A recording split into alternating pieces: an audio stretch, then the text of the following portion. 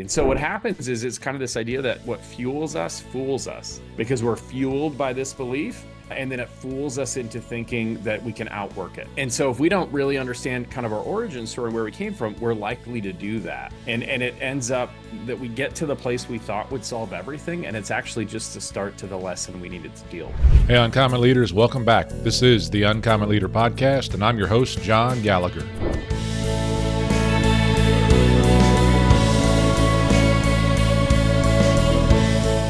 Jason Van Ruler, welcome to the Uncommon Leader Podcast. Great to have you on the show today. How you doing? Hey, I'm doing well. Thanks so much for having me, John. Hey, I'm looking forward to it. We had some previous conversations both today and about a month ago getting us ready. I know it's going to be a great conversation as we get started, but I did kind of tee you up just a little bit. Same first question I always ask always ask my first-time guests, and that's to tell me a story from your childhood that still impacts who you are today as a leader or as a person. Yeah, well, there are a lot. I actually tend to think in terms of stories, so I could bore you for hours. But why don't I tell you one that has hung with me for a long time, and something that I actually speak about a lot with leaders, which is secrets and just the way that we try to hide things sometimes. And so, when I was a kid, my mom went out for the night, and so we had a babysitter, and we just had a couple ground rules while my mom was gone. I think it was like don't make a pizza in the oven because you burn the house down. Don't stay up too late, and then it was no soccer in the house. Okay, so no soccer in the house. I played soccer as a kid, and so this was actually the hardest ask of all of them. And so she left, and she had maybe been gone about 10 minutes or something. And this poor babysitter is just really uninterested in anything that we're doing. And so I had this brilliant idea. If we play soccer in the house now, it's early, like this could be okay. We can pick up anything we need to. And so what happened is that we started to kick the soccer ball, and I like to argue that I just was so much better than my brother. I couldn't help it. And I scored. So I kicked really hard. And the ball actually like flew way around where I thought it would go. And it flew through the glass door and broke it. Oh, Okay. And so bummer, right? Total bummer because, no soccer in the house and I broke the door. And so what I did, just like in my sort of child brain, I thought what would make a lot of sense is I took a towel and I taped it to the door. Okay, so I just thought, it used to be glass there, but I'm gonna tape this towel to the door, and I'm just gonna hope nobody says anything.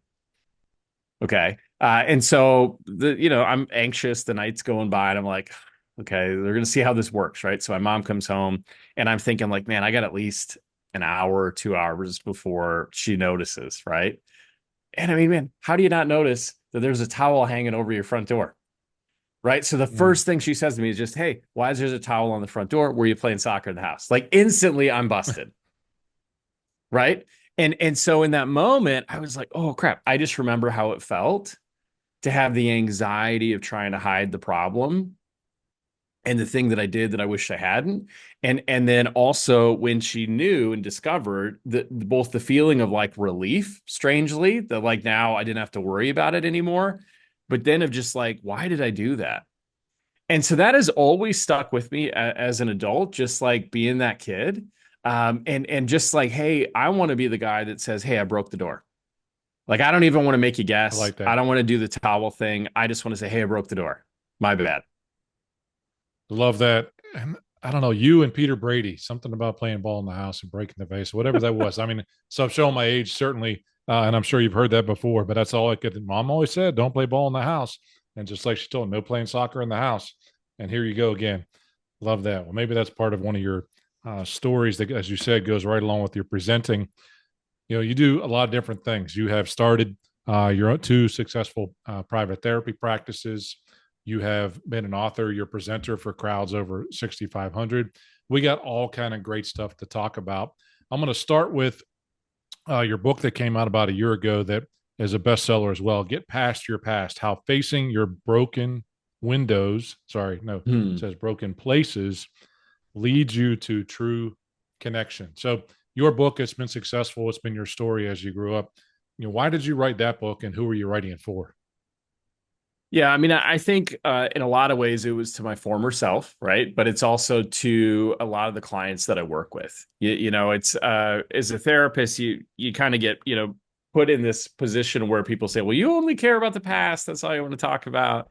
And I used to say, well, no, no, no. And now I kind of go, well, yeah, a little, right? I do a little because the thing is that whether we would have what we deem to be a great childhood or average or poor or however we want to call that, at the end of the day, it was an instruction manual for how to live a life as an adult. And so we were just taught that for literally 18 years. And then if we don't ever think about that again, we pretty much just replicate it. It's very simple. And so for people who come out of childhood and they say, I don't want to replicate that, they have a decision to make. And the decision is if I don't want to replicate it, I need to learn how to do it differently. And so the book was really about me having to make that choice and then what that looked like. And then on the other end of it, just saying like, how do I help other people not be such a slow learner like I was? You know, how do we save them some time, some money, some heartache, and just get them there a little faster? It's funny. And again, we know that saying, as you said, you wrote it for yourself, but you really wrote it for some of the pain and that you experienced going through that and how it may have helped you. We're most powerfully positioned to help the person that we used to be. And that's very important. So it's led you as well to really start on this speaking tour as well. And with regards to leaders, you get a chance to coach entrepreneur, you get a chance to coach businesses, you run your own business as well. And so you have a talk that you're working on now that you're doing now, 7 lessons from therapy for leaders. So I'm sure there's a lot of stories from the book and going across there. When you think about it from a leadership perspective and how you see that, before you go in the lessons that we're really teaching, what are some of the problems then that leaders are facing about their past that they have to overcome? What do you see? How do you see that manifest? Yeah, I mean, I see it in a lot of places. That, by the way, that's just such a great question. I mean, I think the thing is like a leader who doesn't understand themselves and their origin story is a bit dangerous, right? And they're a bit dangerous in the sense that they're not really intentional about what they're building, because they just kind of keep building the same thing. And so what I see a lot of times in leaders is if people have faulty beliefs from childhood, an example might be like if I think that I'm never enough, that core belief that I'm just not enough as I am will drive me to be really successful, right? That'll drive me to work lots of hours and to overproduce and to overfunction and in many ways be what society views as a very successful person, Hmm. right? And then when we get there, we go, well, okay, now I proved the thing to be untrue, right? Turns out I can earn my worth, but why am I so lonely? Why am I so unhappy? And so what happens is it's kind of this idea that, you know, what fuels us fools us because we're fueled by this belief. And then it fools us into thinking that we can outwork it. And so if we don't really understand kind of our origin story and where we came from, we're likely to do that. And it ends up that we get to the place we thought would solve everything. And it's actually just a start to the lesson we needed to deal with. Hmm. What fuels us, fools us. Love Yeah. that. I'm going to imagine you've got great stories to go along with it, whether it's one of your own stories or whether it's one of you working with clients or someone in your business. What's going through those steps, and we'll get to those steps here in just a minute. What's a success story that you have though that you're really proud of in terms of helping them through that? Yeah, I mean, it's interesting. It's when we are, say, fueled by some sort of belief like that, what happens is that we really aren't that creative, right? We really aren't that flexible. We can't really show up and be present because it's always about something else. You know, there's always this other thing running in the background. And so what's been really cool for me is to get to work with some performers who have felt really stalled in their career, right? So they're a musician, they've got albums out, and it's been wonderful, but they haven't really loved it. They haven't really been passionate about it. And they come to me and they just say, like, hey, everybody else thinks I'm a big deal, but I don't. And I'm not happy and I'm not content. I'm lonely. And giving them permission. And I always talk about it like it's like a if you think about, you know, a space shuttle and they have the rocket boosters, but they have to drop them off at some point. You know, they don't carry them Mm-hmm. with them the whole time. When they drop that off, the next thing is like pure gold. You know, the next album they put out, they're like, this is amazing. I wonder what happened. And it's like, well, I actually just gave myself the freedom to just show up as I am instead of having to prove something to somebody. Love that. When I think about that, and just in terms of going through it as well, letting those things go, it's so hard to do. They sit around forever. Like each of the things that you see on my bookshelf, they've got a story associated with them, but there's probably a little bit of baggage to that story that kind of lingers with it as well that has its way to work its way into my mind. So you have spent a life, in reading your book, talking about how you always wanted to be a therapist. You dressed like a therapist in terms of growing up, and now you are a therapist. So you have this presentation that you do that's the 7 lessons from therapy for leaders, realizing we don't have all the time to go through that. We could talk about hours on that. Share with me one of those lessons that I think leaders who are listening in can really uh, learn from and find value in. Yeah, I mean, I think probably the one that I like to start with, that a lot of people really resonate with, is just the importance of relationships and knowing how to do relationships. And most leaders would say to me, "Well, I know how to do relationships, Jason. How do you think I became a leader?" And I'd say, "Sure, yeah, you know how to do some." But there's some things that leaders struggle uniquely with in terms of relationships. And so one of those that I talk to people about is over functioning. A Hmm. lot of leaders, and this is going to come as a real shock to everybody, right? But a lot of leaders overfunction in relationships. And so what that looks like is leaders are good at giving, bad at receiving, right? And so they say, I'm going to give, give, give. And kind of the trick behind that is that allows them to control the outcome, right? And so if I give Mm-hmm. and give and give, then I never have to risk being rejected. Mm-hmm. I never have to risk someone not showing up for me. But what happens is a lot of leaders I work with end up then being surrounded by takers. And they say, I really don't like that. And at the end of the day, that leads to resentment and bitterness. And so they don't like the people that are takers, but they've trained them to be that way. And so sometimes what leaders have to learn how to do is actually to receive someone else's gift of time or love or respect or whatever that thing is. But because again, they don't do that naturally. And that looks a lot like surrendering control. Oh, wow. Absolutely. I mean, I've had this conversation actually just recently with my wife when we talked about um, when we're given a compliment as a leader. Why is it that we tend to deflect that or overfunction? Like, oh, yeah, that's not something there. But to your point, I, I had never thought about that way in terms of giving up some control as a response there in terms of what exists or receiving of a gift, whatever that is. So I could understand. I could probably see myself in one of these over functioning categories and how it ends up happening. So I would Yeah, I mean, imagine, I love to make it weird for people when they compliment me. I like to yeah, just make it as awkward as possible. So the person walks away and goes, "Man, why did I do that?" yeah. That's kind of my knee jerk is like, "Well, how do I make this person uncomfortable for doing something nice?" For doing Uh something nice, right? yeah, and they're like, Yeah. "Why is this so awkward?" But I think again, it's like when we're in that leadership role, we get so used to kind of like, "Well, I'm going to control the outcome," that it's really hard to take that in even when it's genuine, but we Even lose when it is something if we genuine. don't. Exactly right. Yeah. And then we Yeah, we start to lose make stuff something. up as leaders. We're being manipulated or something else to get something. I can imagine there's so many stories that dive down in there.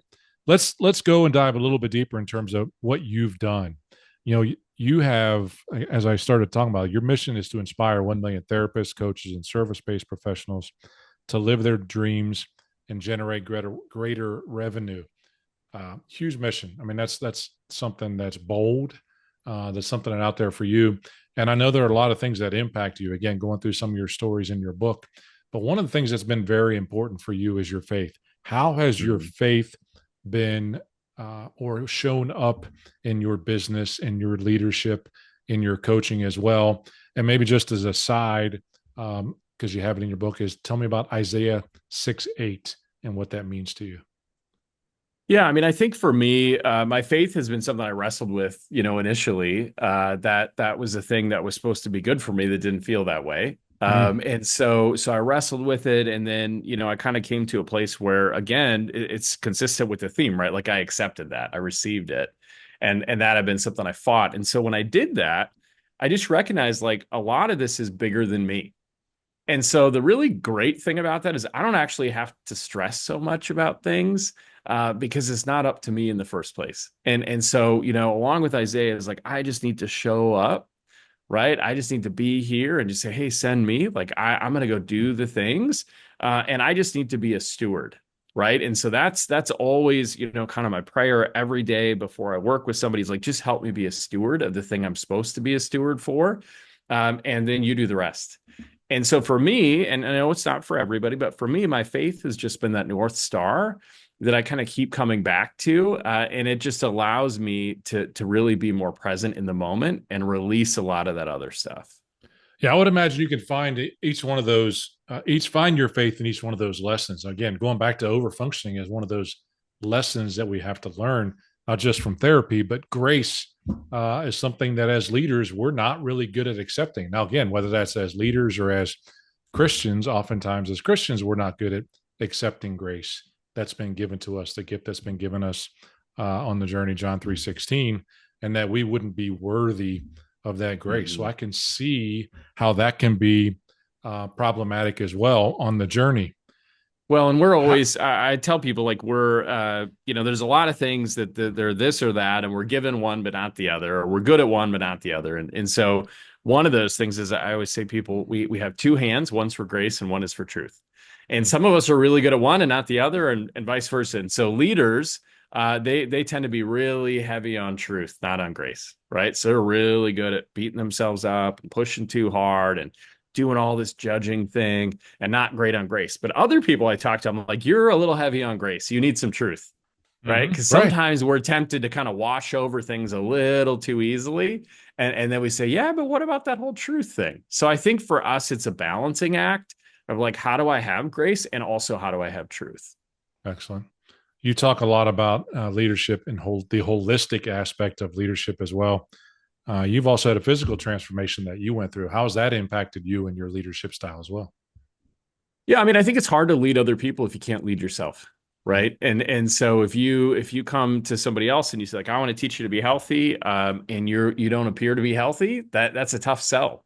And so for me, it's really been in the interest of, and I think it's just so simple, is like the best, healthiest people make the best leaders. I don't know if I've ever worked with a leader who was revered as a great leader who was a really unhealthy person, or at Mm-hmm. least they weren't a good leader for long, right? Because really what leadership is it's just simply a projection of who we are on a team that empowers them to be better. Like that is what leadership is in its essence when we do it well. And so if we're not healthy, it's wrong to think that somehow some other message is going to be communicated. Absolutely. I think there. So, I mean, again, if we're not holistic in those ways, because they can see through it, we think we're hiding it, whatever that Yeah. means, but they already know, the people that we lead already know, whether it's in our family, in our church, or in our workplace. I mean, they already know, they see it. We think we can hide it, but they know what our blind spots are. There's no doubt about that. Yeah, I mean, if I You get on mentioned, this call go with ahead. you and I'm screaming on the phone to my wife, and then we get on here and I say, okay, well, I'm a great therapist and I'm a good listener and I'm great at relationships. Let's talk. Do you believe me? Right? I mean, that's challenging. Absolutely. Yeah. Now you're getting into this word of hypocrisy that really drives a whole lot of leaders crazy. Like, do as I say and not as I do. And that doesn't work for very long. Again, whether it's in health, whether it's in relationships, or in showing up for work on time, whatever those things are, those lessons have got to be there. Talk about your leadership style. Look, to have the success that you've done to launch two podcasts, successful businesses. What is your leadership style that makes you successful? Yeah, I mean, I think I want to see people that I work with be successful at their dreams and to meet them where they're at. For a long time, I think I was in the recruiting and staffing business, and so I managed hundreds of employees at one point. And my management style then was kind of forced on me, right? It was to tell everybody who to be and how to be and when to show up. And I just saw that actually stunted people's growth. And so I really just I think being a therapist has helped me to make a shift where, yeah, there are rules and boundaries and stuff, but for the most part, if we're working together, it's because I want to see you get to the place you want to get to, and I hope to do it together.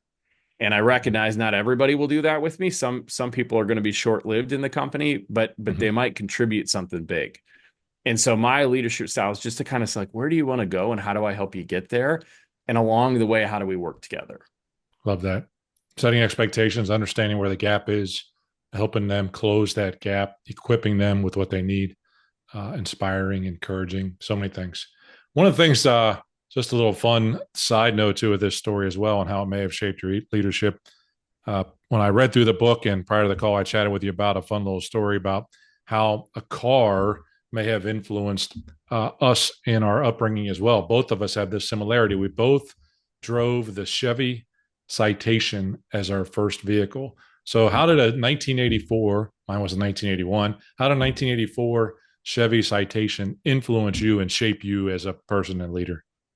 Well, I mean, it got in the way a lot. I'll tell you that it did not do me any favors at all. I think some days I would like if I was a guy that collected a car, it would be a fun car to have, just as a memory. Because, and I talk about this in the book, but when I got that car, I was not proud to get it. You know that for me was not something that I was looking and I wanted to tell everybody about. And so, what happened is in that season, all my friends got cars they wanted to improve. They just thought like, how can I make this better with the stereo or wheels or any other thing a kid can come up with? And for me, I just felt like, how do I get rid of this? I just don't even want to do anything. I just want to dump it. How can I accidentally drive a car over a cliff? How do I do this? Right. So it just taught me like, sometimes we look at ourselves the same way. Like we don't want to actually like improve. We just want to start over. And that is a big struggle. And so I think when people want to start over, like that's a desperate place to be. And I we need think to take time. Yeah. I just can't imagine like if we truly just set down the leadership stories, good and bad, that we could get out of the Chevy Citation. I worked at a gas station going through college, and so I was able to pick up. Somebody would come in and they were getting new tires. I'd look at the tires and look at the size and see if they'd fit on the Citation because they were always wearing out too fast. So I'd trade them out and put some more used tires on there. I had the broomstick that hold the hatchback open on the back because the springs wouldn't Of hold. course, And I did I mean, too. all those Yep. things. We welded the suspension in the back as well to make sure that the springs didn't fall through or go through the roof of that thing. I mean, it was just a car. But again, then that's where grace comes back in as well, as it did get me through 3 years of college. Didn't get me through the last year. It finally quit on me and ended up in the junkyard. But the Chevy Citation And and it the was a influence that it lesson. had. And I mean, I don't know about you, but I actually look at it much more fondly today than I did back Yeah, then. sure. As I'm propping it up with the broomstick, I don't think that's me looking at it fondly. Mhm. But today I just go like, man, I learned a lot from that. Sure. Yeah. Absolutely. All right, bringing it full circle. I can't believe how fast our time's going here. All the way back to kind of your book again, Get Past Your Past. A lot in that book, a lot in what you're teaching leaders now in terms of the lessons that you learned from therapy. But when you think about this book test, so it's been out for about a year now. Folks have read it when it came out. It's still going to be sitting on their bookshelf, and they're going to see that book. They're going to see the binding of that book sitting on the shelf. What do you want them to think? What do you want them to do when they see that binding after they've read your book? Yeah, I think just remember that there's hope always, and that it's up to them. I think I wanted to have a very action oriented book because I think sometimes we can kind of take a passive approach to our life and we can say, this is what's happened to me or this is what I've experienced, and so therefore this is who I am. And my hope is that for people, it's the catalyst of just remembering, like, actually, I get to decide. And I can get past this if I want to. I'm gonna have to do some stuff, right? But it is possible. So my hope really for people is just that it gives them hope. And that's a lot of the feedback that I've gotten is, hey, this gave me hope that it could be better. And I think that's enough. Like if people get that out of the book, I'm thrilled. I don't want to underplay what you've done. I know sometimes as leaders, as coaches, in our businesses that we run it, it feels like therapy on a daily basis. So I know, what I hear from you, what I read in the book, that you've chosen the right space to be in. How do you want folks to stay in touch with you or get in touch with you? You got a lot of followers on social media. Yeah, you can certainly if you hear this and you think I want to hear Jason every day, well, congratulations, you can for free. It's awesome. So you can look me up on Instagram, jason.vanruler, or my website, jasonvr.com. You can look into kind of the services I offer and programs, and either way is great. Excellent. Jason, I appreciate you being a guest on the Uncommon Leader podcast. I know folks are going to find value in many of the things that you talked about today. I want to give you the last word, and it's a question that I always ask my first time guests as well to finish it off, but I'm going to give you a billboard. You can put that billboard anywhere you want to. But what's the message you would want to put on that billboard, and why would you put that message? Yeah, I love that question. And because I've never had a billboard, so maybe I need to take one out. I think I would just say, I'll tell you what. This is something I say to myself when I read things, when I attend conferences or go to places. But I just say this could change my life if I let it. And so I think what I'd want to communicate to people is that at any point they can let something change their life. Like they just get to make that decision, right? They can say, like, I'm going to read this book and I'm going to let it change my life and do everything it says. Or I'm going to listen to this person and I'm going to do exactly what they tell me to do. But I think I would just want to encourage people to say, like, you can change your life at any point if you want. So true. So much truth there. Folks, listen to what Jason got to say. I hope you get a chance even to go back and listen to some of the key points here. But Jason, I appreciate you taking time out of your day to invest with the listeners of the Uncommon Leader podcast. I wish you the best going forward. Thanks so much, John. It was such a good conversation. I had a great time.